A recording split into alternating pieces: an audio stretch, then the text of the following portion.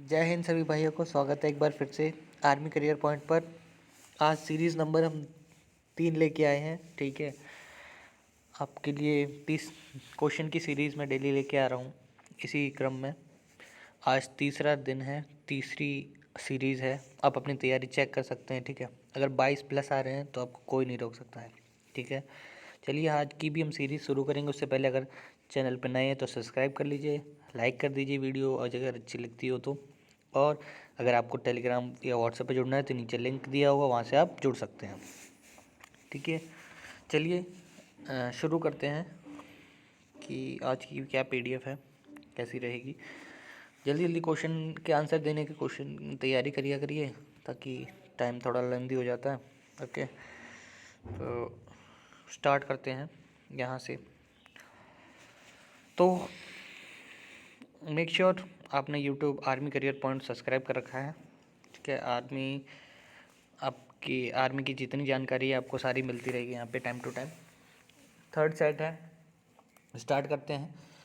पहला number question जो है, moon is dash of the earth. Moon जो है अर्थ का क्या है? स्टार है, सैटेलाइट है, सन है या प्लेनेट है? ठीक है, तो इसका आंसर आप लोग देखिएगा। अगर नहीं आता है कोई आंसर तो आप उसको यहाँ से नोट डाउन करके लिख लीजिए अपनी कॉपी में, ताकि आगे जाके आपको दिक्कत ना हो। ओके, तो इसका जो राइट आंसर हो जाएगा आपका, मून जो है इकलौता सैटेलाइट है अर्थ का। ठीक है, इसका आंसर आपका ऑप्शन सी हो जाएगा। उसके बाद बात करते हैं क्वेश्चन नंबर सेकंड की। In which year Bangladesh liberation war was fight.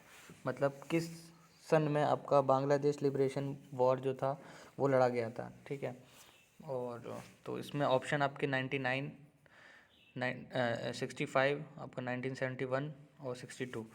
तो इसमें से जो सही आंसर हो जाएगा, आप लोग कई लोग इसमें 99 लगा देंगे, पर वो कारगिल वॉर था और वो पाकिस्तान और इंडिया ने लड़ा था। बांग्लादेश लिबरेशन वॉर भी जो था वो पाकिस्तान और इंडिया ने ही लड़ा था, पर बांग्लादेश की स्वतंत्रता के लिए। ठीक है, तो इसका जो ऑप्शन पर जो सही होगा वो आपका 99 नहीं होगा। ये वॉर जो लड़ा गया था वो ऑप्शन बी हो जाएगा इसका आपका सही, 1971 में हुआ था। उसके बाद क्वेश्चन नंबर 3 की बात कर लेते हैं। आर्टिकल 17 ऑफ इंडियन कॉन्स्टिट्यूशन क्या करता है, क्या कहता है, किस लिए बना हुआ है वो? ठीक है, तो ये ऑप्शन जो है, equality before law, abolition of untouchability, छुआछूत, right to live, right to vote. ठीक है, 4 ऑप्शन है, तो इनमें से क्या आपको लगता है वो आप देखिएगा। अगर और मैं इसका सही आंसर बता दूंगा, अगर आपका मैच नहीं होता है तो आपको उसको नोट डाउन कर लीजिए ताकि अगली बार गलत ना हो। ठीक है, आर्टिकल 17 जो है बहुत बार पूछा गया है क्वेश्चन, इंपॉर्टेंट क्वेश्चन है ये। अबॉलिशन ऑफ अनटचेबिलिटी मतलब जो छुआछूत प्रथा थी पहले, उसको ख़त्म करने के लिए बनाया गया था आर्टिकल 17। ओके, तो इसका राइट आंसर हो जाएगा ऑप्शन बी। उसके बाद क्वेश्चन नंबर 4 कह रहा है, name the national sport of India. Bharat का राष्ट्र खेल क्या है? भारत का जो राष्ट्र खेल है आपका वो हो जाएगा इसमें, कबड्डी है, बेसबॉल है, हॉकी है या क्रिकेट है? ठीक है, तो ये मत लगा के आ जाइए कि क्रिकेट क्योंकि बहुत लोकप्रिय है, पर जो सही मायने में हमारा नेशनल स्पोर्ट है वो आपका हॉकी है। ऑप्शन डी हो जाएगा इसका। उसके बाद बात करते हैं classical dance of Kerala. Kerala की बात करते हैं, तो यहाँ पे केरला का नृत्य क्या है? कथकली है, कुचिपुड़ी है, चिराव डांस है या कथक डांस है? ठीक है, तो ये कथक और कथकली में आप लोग हमेशा कंफ्यूज हो जाते हैं। ठीक है, चिराव जो है आपका डांस, ये भी जानकारी जो एक्स्ट्रा है वो आप लिखते रहिए कि चिराव डांस जो है वो मिजोरम का डांस है। ठीक है, तो ये नहीं होगा। उसके बाद कथकली और कथक में लोग कंफ्यूज होते हैं, कहते हैं सर एक ही तो चीज़ है। नहीं, कथकली जो है आपका ये केरला का डांस है, और जो कथक है वो आपका यूपी का डांस है। ठीक है, तो अगर यूपी यहाँ पे लिखा होता तो आप कथक कर देते, पर यहाँ पे लिखा है केरला। केरला का जो डांस होगा वो आपका कथकली, ऑप्शन ए सही हो जाएगा। उसके बाद बात करते हैं who among the following wrote Ramayana. मैंने इसकी पिछली वीडियोज़ में भी बताया था कि यहाँ पे पढ़ लीजिएगा कि ग्रंथ कौन सा है। ठीक है, उसके हिसाब से ही आप आंसर दीजिएगा, क्योंकि बहुत बार यहाँ पे रामायण लिखा होता है, भगवत गीता लिखा होता है, कुछ और लिखा होता है। तो यहाँ पे आपसे पूछा गया है रामायण के बारे में, तो आपका वेद व्यास जी ने लिखा है, तुलसीदास ने, कालिदास ने या वाल्मीकि ने? तो इसका जो सही आंसर जो हो जाएगा वो हो जाएगा वाल्मीकि जी ने रामायण लिखी थी। उसके बाद बात करते हैं छठवें क्वेश्चन की, सातवें क्वेश्चन की, सातवां क्वेश्चन जो है द्रोणाचार्य अवार्ड जो होता है, द्रोणाचार्य अवार्ड जो है वो किस फील्ड में दिया जाता है और किसको दिया जाता है? स्पोर्ट कोच को, फिल्म डायरेक्टर को, या स्पोर्टमैन को, या साइंटिस्ट को। ठीक है, तो द्रोणाचार्य जो अवार्ड है, द्रोणाचार्य जो कोच थे, मतलब अर्जुन को जिन्होंने सिखाया था वही थे द्रोणाचार्य। ठीक है, तो दो यहाँ पे मैं आपको याद करा दे रहा हूँ। एक होता है अर्जुन अवार्ड और एक होता है द्रोणाचार्य अवार्ड। ठीक है, तो द्रोणाचार्य जो थे वो इनके गुरु थे अर्जुन के। ठीक है, तो द्रोणाचार्य अवार्ड मतलब गुरु, गुरु के लिए अवार्ड है। तो गुरु के लिए स्पोर्ट कोच, और यहीं अगर अर्जुन अवार्ड होता तो शिष्य के लिए हो जाता वो भी स्पोर्ट्समैन को मिलता है वो। ठीक है, पर यहाँ पे हमसे जो पूछा गया है हम उसका आंसर देंगे। द्रोणाचार्य अवार्ड जो है स्पोर्ट कोच को मिलता है और अर्जुन अवार्ड स्पोर्टमैन को मिलता है। ठीक है, उसके बाद बात करते हैं खजुराहो टेम्पल। खजुराहो टेम्पल आपका कहाँ पर है? बहुत ही प्रमुख प्रमुख मंदिर हैं जो आपके रिपीटेडली पूछे जाते हैं। बहुत ही महत्वपूर्ण अगर क्वेश्चन है, अगर आपको नहीं आता है तो, क्योंकि ये रिपीटेडली आज क्वेश्चन है। खजुराहो हो गया आपका, अमरनाथ हो गया आपका। ठीक है, तो ये बार बार पूछे जाने वाले क्वेश्चन हैं। ठीक है, तो खजुराहो टेम्पल का ऑप्शन देखिए, उत्तर प्रदेश, गुजरात, मध्य प्रदेश या उत्तराखंड। तो इसका जो सही आंसर हो जाएगा वो आपका मध्य प्रदेश हो जाएगा। ठीक है, टाइम कम दे रहा हूँ, बाकी आप सोच के, जितने में मैं ऑप्शन पढ़ता हूँ, अगर जीएस ऐसी चीज़ें तुरंत आ जाती है। ठीक है, अगर आपको आता होगा तो तुरंत एक बार में क्लिक कर जाएगा ऑप्शन देख के। इसका जो सही आंसर हो जाएगा मध्य प्रदेश हो जाएगा। उसके बाद बात करते हैं नवे क्वेश्चन की। नवा क्वेश्चन कहता है विच is the highest court of justice in India. Bharat में सबसे जो बड़ा, सबसे जहाँ पे आखिरी बार अंतिम जहाँ से आप न्याय पा सकते हैं वो सर्वोच्च न्यायालय कहते हैं इसको। सर्वोच्च न्यायालय कौन सा है? ठीक है, इसमें सुप्रीम कोर्ट है, लेबर कोर्ट है, सेशन कोर्ट है, या हाई कोर्ट है। ठीक है, कुछ लोग सोचेंगे कि हाईएस्ट कोर्ट लिखा हुआ है तो इसका आंसर हाई कोर्ट हो जाएगा, पर ये गलत हो जाएगा आपका। ठीक है, हाईएस्ट मतलब हाईएस्ट जो कोर्ट है अपना वो आपका सुप्रीम कोर्ट है। सुप्रीम कोर्ट जो डिसीजन कहेगा, माननीय सुप्रीम कोर्ट जो कहते हैं वो फाइनल डिसीजन होता है। ये हाई कोर्ट के बाद आता है। ठीक है, तो हाईएस्ट मतलब हाई कोर्ट नहीं, सुप्रीम कोर्ट आएगा इसका answer, supreme court option A. उसके बाद बात करते हैं 10वें क्वेश्चन की। 10वां क्वेश्चन कहता है which animal is known as ship of desert. रेगिस्तान का जहाज किसे कहा जाता है? ठीक है, रेगिस्तान का जहाज किसे कहा जाता है? तो यहाँ पे ऑप्शन देखिए आप, जिराफ को, हॉर्स को, कैमल को, या एलिफेंट को। ठीक है, तो आप किसे कहेंगे? आप जो, ये भी बहुत इंपॉर्टेंट क्वेश्चन है और अपने राजस्थान वाले भाई तो जानते ही होंगे, क्योंकि इसका जो आंसर है वो आपका कैमल है। कैमल मतलब ऊँट। ऊँट आपका जो है शिप ऑफ डेजर्ट कहा जाता है, रेगिस्तान का जहाज कहा जाता है उसको। ठीक है, उसके बाद 11वां क्वेश्चन देख लीजिए। इस dash is known as national flower of India. राष्ट्र पुष्प जो आपका कहते हैं, राष्ट्र पुष्प क्या होगा आपका? इसका जो सही आंसर होगा आपका वो इनमें से देखिए, आपका रोज़ है, या लोटस है, या लिली है, या मैरीगोल्ड है। तो जो इसका सही आंसर हो जाएगा, कीचड़ में खिलता है जो, ये ऑप्शन आपका हिंट समझ लीजिए। नेशनल फ्लावर पूछे अगर तो कीचड़ में खिलने वाला लोटस, जो कमल का फूल है वो कीचड़ में खिलता है और वो भारत का राष्ट्र पुष्प है। उसके बाद 12वें क्वेश्चन की बात करते हैं। 12वां क्वेश्चन कहता है आपका what is the capital of Afghanistan. Afghanistan जो अभी अब काफ़ी न्यूज़ में रहा था, जहाँ पे तालिबान ने कब्जा कर लिया है। ठीक है, ठीक है, तो उसका जो जो कैपिटल है, जो राजधानी है वो क्या है? कराची है आपकी, काबुल है, या इस्लामाबाद है, या कजाकिस्तान है। ठीक है, तो कराची, काबुल, इस्लामाबाद और कजाकिस्तान में से जो सही आंसर हो जाएगा अफ़गानिस्तान का जो कैपिटल है, जो राजधानी है, वो आपका काबुल है। तो ऑप्शन सी सही हो जाएगा। उसके बाद 13वां क्वेश्चन देख लेते हैं। 13 क्वेश्चन कहता है on which day air force day celebrated. देखिए, air force day, army day, navy day, ये सब आपको डे कंपलसरी याद होना चाहिए मुँह ज़बानी, क्योंकि ये हमेशा पूछे जाते हैं किसी पेपर में। ठीक है, तो on which day army air force day देख लीजिए, एयरफोर्स डे लिखा हुआ है यहाँ पे। ठीक है, तो 15 जनवरी, 8 अक्टूबर, 8 दिसंबर, या 8 अक्टूबर। तो ये ऑप्शन काफ़ी कंफ्यूजिंग दे रखे हैं यहाँ पे। फिलहाल देखिए, 15 जनवरी को तो आपका आर्मी डे मनाया जाता है, तो ये नहीं हो सकता। 8 दिसंबर को आपका नेवी डे मनाया जाता है और 8 अक्टूबर को आपका एयरफोर्स डे मनाया जाता है। तो ऑप्शन डी सही हो जाएगा इसका आंसर, एयरफोर्स डे पूछा गया है इसलिए। उसके बाद बात करते हैं 14th क्वेश्चन की। इसके बाद हम लोग थोड़ा आगे चल के 2 क्वेश्चन बाद साइंस का डील करेंगे, जो साइंस आता है जनरल साइंस, ठीक है।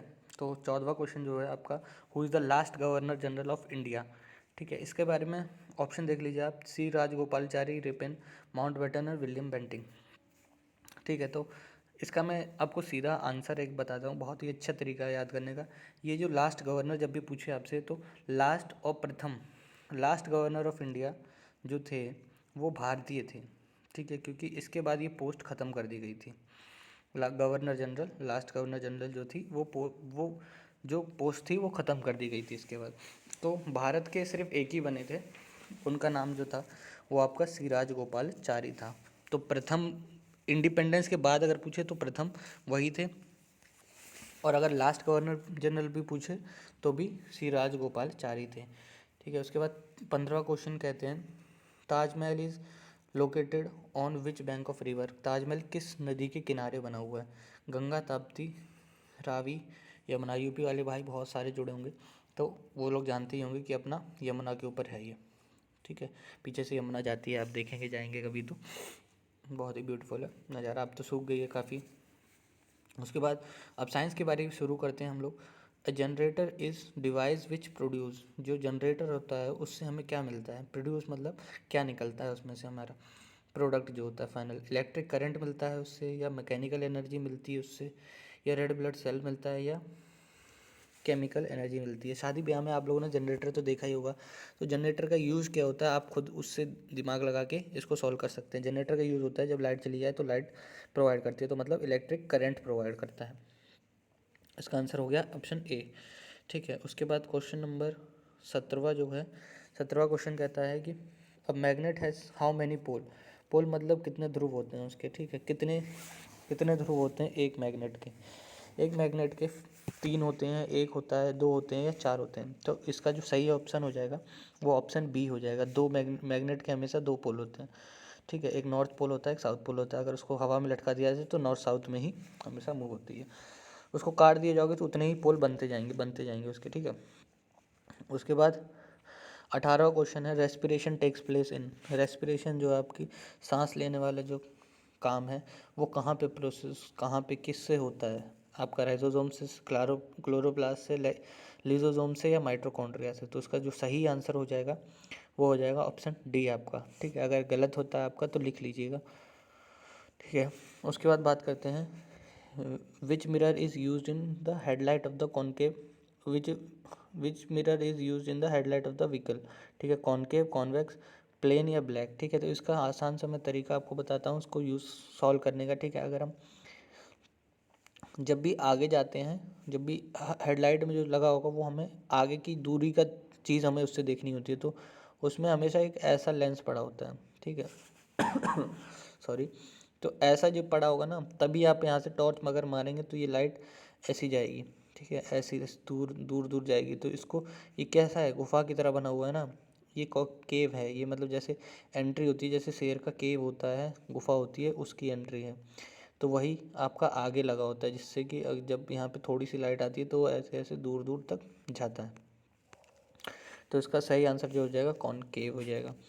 उसके बाद बात करते हैं 20th क्वेश्चन की। 20th क्वेश्चन क्या कहता है, full form of WHO। Full form बहुत पूछी जाती हैं, मेन फुल फॉर्म मैं आपको सारी करा दूंगा, इसी के बीच लाइव जुड़े रहेंगे, ठीक है। कुछ दिन बाद लाइव भी किया करेंगे क्लासेस, ठीक है। Full form of WHO, world health women health organization, world health organization, wild life health organization, या वाइल्ड फॉरेस्ट ऑर्गेनाइजेशन, ठीक है। तो फौजी आर्मी का जो पेपर है इसमें देखिए सबका सब लिखा हुआ है, ये तो देखिए एफ से है तो ये तो अलग ही हो गया, ये गलत हो गया।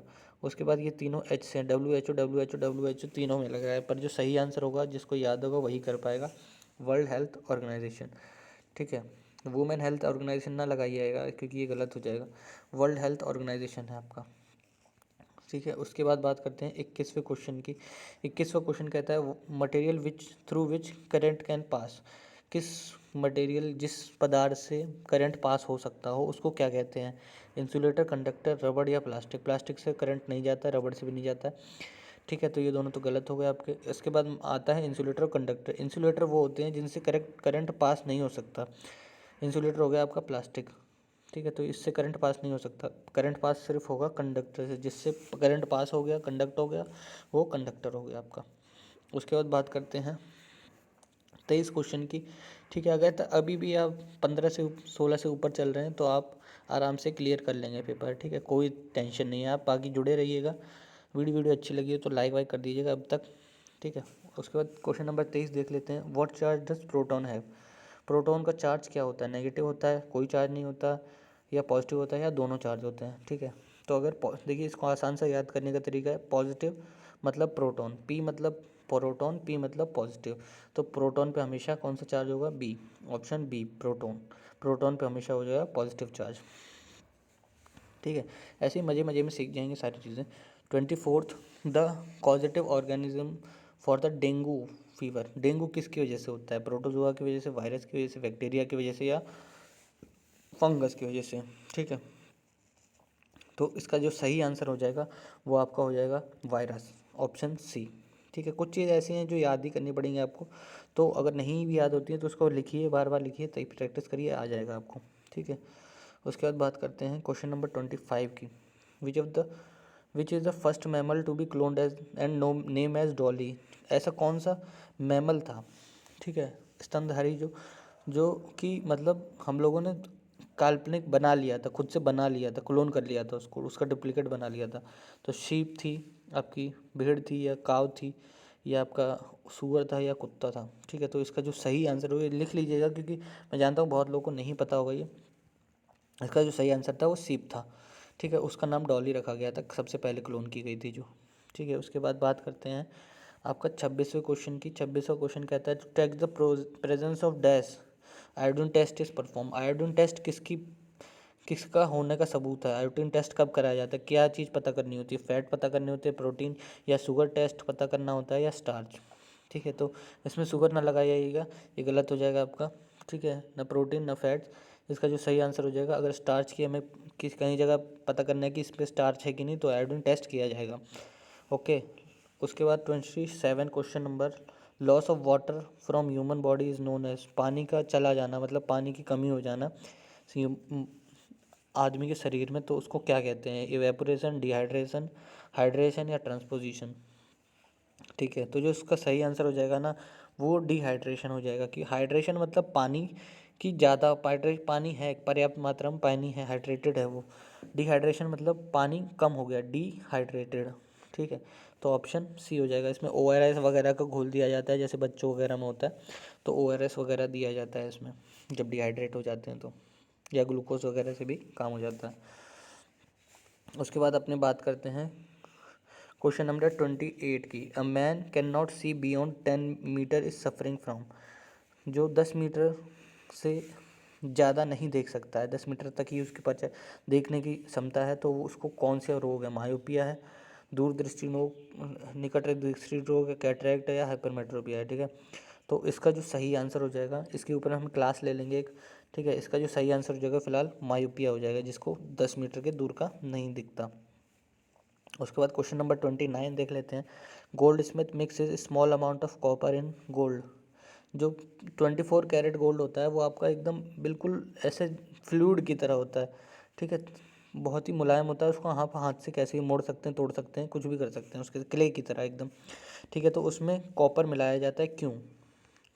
सॉफ्ट बनाने के लिए, उसको नरम बनाने के लिए, मुलायम बनाने के लिए, या हार्ड बनाने के लिए, या इलास्टिक बनाने के लिए, लचीला बनाने के लिए, या अट्रैक्टिव बनाने के लिए। ठीक है, तो इसका ऑप्शन जो हो जाएगा वो हम बताएंगे। देखिए इलास्टिक जो है, अगर इलास्टिक तो वो पहले से ही बहुत लचीला है, तो ये ऑप्शन गलत हो जाएगा। सॉफ्ट सॉफ्ट और पहले से इतना सॉफ्ट है, और कितना सॉफ्ट बनाएंगे? अट्रैक्टिव अट्रैक्टिव तो सोना पहले से ही होता है, तो उसका जो सही आंसर हो जाएगा हार्ड। ताकि वो थोड़ा थोड़ा ऐसा बन जाए कि उसको कुछ कुछ फॉर्म में पहना जा सके। गहने जवाहरात अगर ऐसे मोड़ दिए जाएँ हाथ से तो ख़राब हो जाएँ, तो उनका क्या मतलब है? इसलिए कॉपर कॉपर डाला जाता है ताकि वो थोड़े से हार्ड हों और एक जगह पे रुक पाएँ। उसके बाद क्वेश्चन नंबर 30 याद कर लीजिएगा, 100% मोस्ट इम्पॉर्टेंट क्वेश्चन है। ठीक है। Lunar eclipse occur when moon is hidden by Mars, चंद्रमा को अगर मार्स घेर लेता है तब। या the earth block any directed sunlight from the moon reaching the moon from the sun, ठीक है। जो अर्थ होता है वो मून पे कोई जो सनलाइट है वो पहुंचने ही नहीं देता है तब। या sun comes between moon and earth, ठीक है। अगर सूरज मून और अर्थ के बीच में आ जाए तब। या सन इज हिडन बिहाइंड मून, इतना बड़ा सन कहाँ से हाइड कर लेगा, ठीक है। तो ये नहीं होगा, ऑप्शन बी सही उसका आंसर हो जाएगा, ठीक है। वीडियो अच्छी लगी हो करे तो लाइक वाइक कर दिया करो, और अगर चैनल से अभी तक नहीं जुड़े हो तो नीचे बेल आइकन दबा देना। आपको डेली PDF मिलती रहती है यहाँ पे, और नीचे व्हाट्सएप से जुड़ जाइए, सारी जानकारी आपको मिलती रहेंगी टाइम टू टाइम। और प्रैक्टिस करते रहिए, लगे रहिए, मेहनत करते रहिए, और सबका पेपर पास होगा। अब तक 90 क्वेश्चन हम कर चुके हैं। डेली सोचिए 60 दिन हम लोग क्लास चलाने वाले हैं तो कितना ही हो जाएगा, आपका कोई भी क्वेश्चन आउट ऑफ सिलेबस नहीं जाएगा, ठीक है। जय हिंद, जय भारत।